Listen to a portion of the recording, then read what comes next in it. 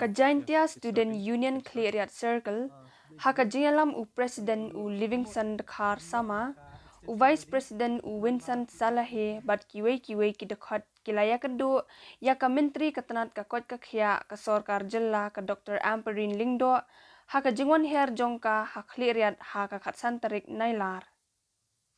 Ka Menteri ringkat ki dekat ka GSU, kilahir Cleariat Civil Hospital bat kalai kendu ru ya ki nongtre ka hospital bat ki doktor kentup ya UDMHO. Ki dekat ka GSU, kilapan sengau ya ki babuan ki jingduna kani ka jaka ai jing sumar, barna kalyang ka menteri ka kular banshna penhe ya kani ka hospital khnang baki pajba kenyo ka jing sumar ka bajanai. Play yiga health minister,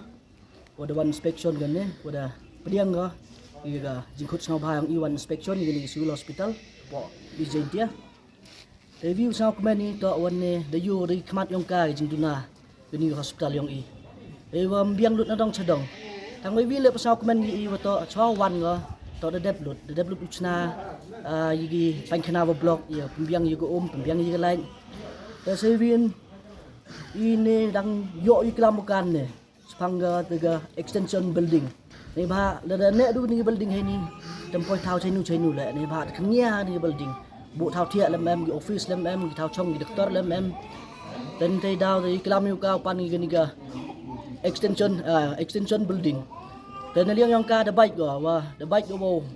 o e bike ke extension building tapi yulti le hapo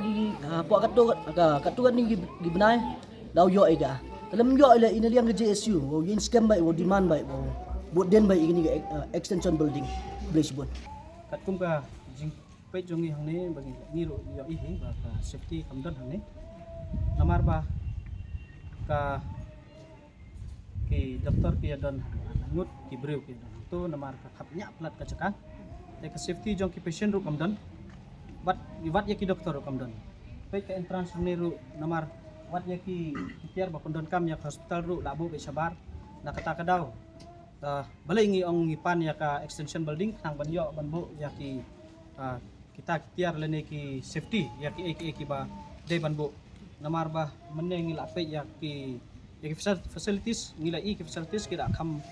biang manta kila don hi ki facilities tekin sawan hi ngin soto ya kata tang ba idon kami ki room ban arrange ya ka ka badai ban bu hangno badai ban bu na kata kadaw ngidon kami ya ka building mah in promote ban yo ya ka extension building nang ba ki ba la khapnya hangne kin yo ban ra sa ka wai ka jaka namar ngi ru ngilay i ba ala khapnya palat ya ki doktor namar ki don hadu nriu nyongut ki doktor ha ka wai ka OPD kumbala lut kadaw extension of building pada kumno ni hapan yo baik bat i kerpar ru ya i doktor Amperin ba i promote ya kene ba ni dai ban yo ban employ ya kene nang ba company